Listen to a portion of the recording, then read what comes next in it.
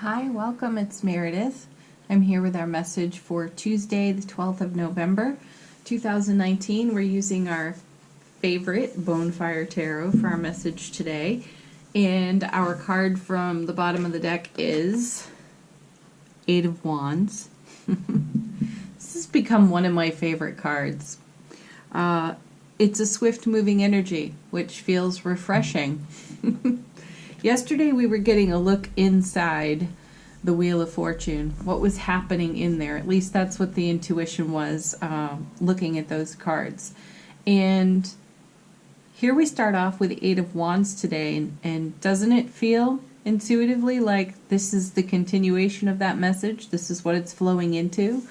We are informed now. We may be informed by our intuition. We may be informed by, quite literally, letters in the mail, emails, text messages, phone calls, conversations. Preferably conversations, right? Connection, contact, face-to-face. Isn't that a beautiful thing in such a digital age? Anyway, Eight of Wands. It is swift-moving energy. It's an 8, so it's strength. It's a super strong foundation, and there's fire, there's heat, there's passion on this card. There's also unity, a joining of energies. And in Ancient Tarot, as I remind you, it's a marriage card. So something's being unified, something's being woven together with the information. Now, in yesterday's reading, our moon card, this was out of the Palladini deck. It looked a bit like a meteor shower falling from the moon.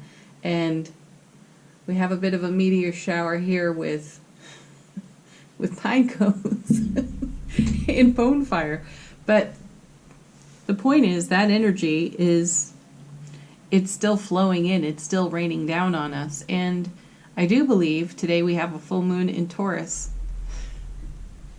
I'm winging it on that one because I have yet to really look at the astrology or listen to any astrology for this week. So take that one with a grain of salt, but I do think it is a full moon in Taurus. I almost said a full moon in tarot. Anyway, the full moon is when the moon releases all of its energy. So intentions that we may have been holding in our heart from the new moon are releasing on the full moon. And this may be more information. This may be the swift moving energy that we are picking up on today, or what is flowing into the day for us. Let's see what it's all connected to. The Hanged Man. Ooh, nice. Enlightenment. Don't we love it? All right, so I do still feel the connection to yesterday's reading, but I'm bringing the moon energy to the Hanged Man. Pardon. The moon yesterday was giving us a different perspective in the way that its light is cast upon our world. And today we have the Hanged Man hanging there from his tree, upside down, getting a completely different perspective, a completely different view of the world. So we've turned things over. We've turned it all on its head, and we're examining it. We're taking a look at it, and it's quite possible the information that's coming into us today, the intuition, the inner discoveries, have given us fresh opportunity to look at what we might consider the same old with a brand new. So, great day to be asking yourself, what have I not considered? What can this situation teach me? How can I be informed in a different way? Right? Next, Six of Cups. Ooh, yeah. I love this card in this deck, specifically because it was this deck that gave me a whole different perspective of the Six of Cups. It enlightened me. In a traditional deck, we see two people One is usually giving something to the other, and certainly we see that here. However, it's usually a young boy and an even younger girl on the card. And in this case, what I saw in Bonefire was our soul self, our heart and soul self, giving to our higher awareness, however you might like to consider that, giving to our earthly waking consciousness. And there's a bit of nostalgia on this card. So what it tells us is life experiences of our past are gifts to our present. And that's what I see. The gift of prior experience, reward of prior experience being handed off to the present moment. That's where the nostalgia comes from. That's where the epiphany on this card comes from. It is also considered a soulmate card, and it is one of the cards that inspired knowingness that we are our own best soulmate. So this is our soul self giving to the waking consciousness. So we have that within us, then we have that to offer. So the incoming on the 8th and from the moon yesterday into the Hanged Man has produced enlightenment for us, a new perspective, a fresh perspective, and a new way to consider some of the same old information, perhaps. It's been renewed, refreshed, revitalized, upgraded, frequency adjusted, and it has engaged prior experience in a rewarding way for the present moment, coming with the star. So we turn it into something completely new and fresh. I love it. This is one of the most beautiful, beautiful manifestation cards in all of tarot, and as I remind you so frequently, it follows the Tower. So, reward of prior experience, Tower. Yeah, those are really enlightening moments, aren't they, Hanged Man? So, the star, we recreate with the star. We refresh, we renew again with this card, and we tend to actually, I want to back that up.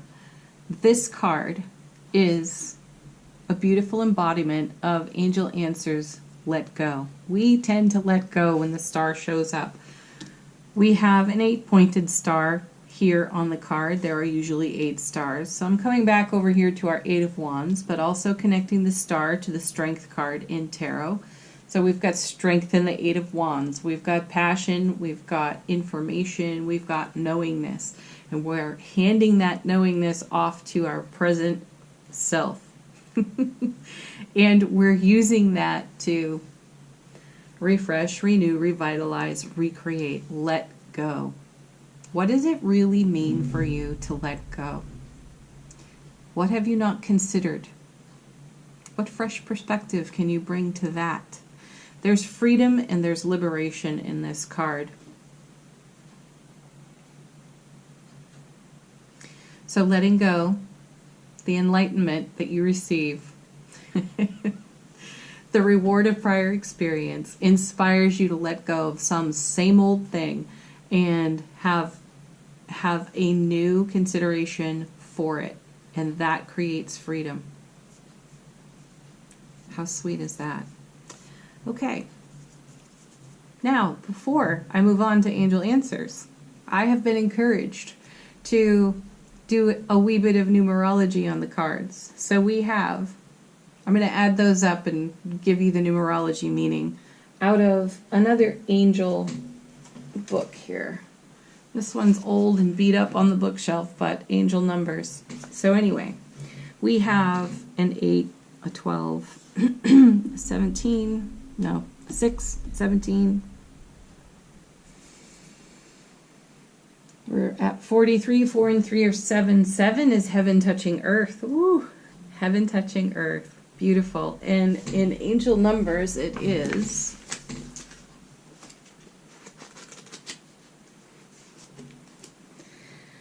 You are on the right path. Keep up the good work. Yes, the path to enlightenment. Coming back around to the Hanged Man again. And you are following your guiding star because you have the strength to do so. All right, let's do angel answers. You know it. This is your opportunity to ask a question, have a fresh reading in the reading, or allow the cards to confirm something for you.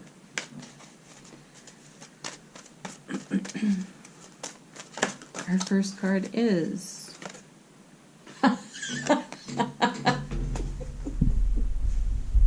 let go, folks. Let go. There it is. Yep, that one flipped over while shuffling. And now we have this one falling out. Unlikely. Ooh, we haven't seen this one in a while. It's unlikely we've considered how freeing letting go can be. You know, I'm actually not getting a huge intuitive hit off that card, so I'm going to allow that one to be a confirmation for you for something.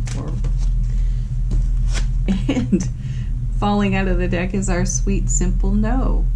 This is for the yes-nos out there.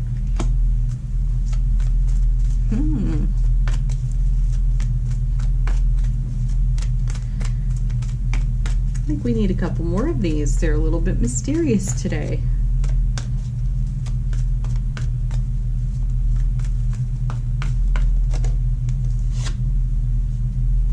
Within the next few weeks. A timing card. Different. Very different for us.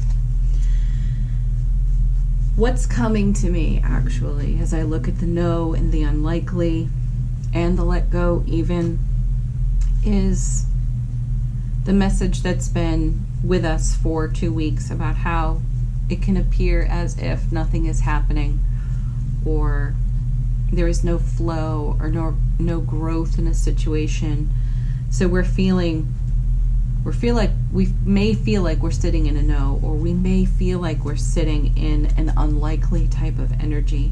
But behind the scenes, you know, and this figured prominently in yesterday's reading as well, the universe is doing its work on our behalf. It has our back. And we can stay in the flow and let go. And anything that appears unlikely, anything that appears like a no for us is here for consideration. And within the next few weeks, perhaps we'll come to peace and settle that in our own heart space, whatever that is for each one of us. I certainly have had this feeling myself over the past 2 weeks. I have felt a no energy and an unlikely energy to some of the inner dialogue, inner quests, and I've had to let go of a lot of things, emotionally speaking. And retrogrades are great for that. Gives us the opportunity to review and refresh, revitalize, and get a new perspective. Okay. Next card, last card, comes from The Universe Has Your Back, and it is: the more energy and intention I bring to my faith, the more fearless and free I am. Let go, the star card. Perfect. How perfect. All right, everybody, have a beautiful Tuesday. You know it. It's my favorite day of the week. I hope it's yours too. And blessings, peace, joy, love to each and every one of you. Thank you for tuning in. Thank you for your comments. Bye for now.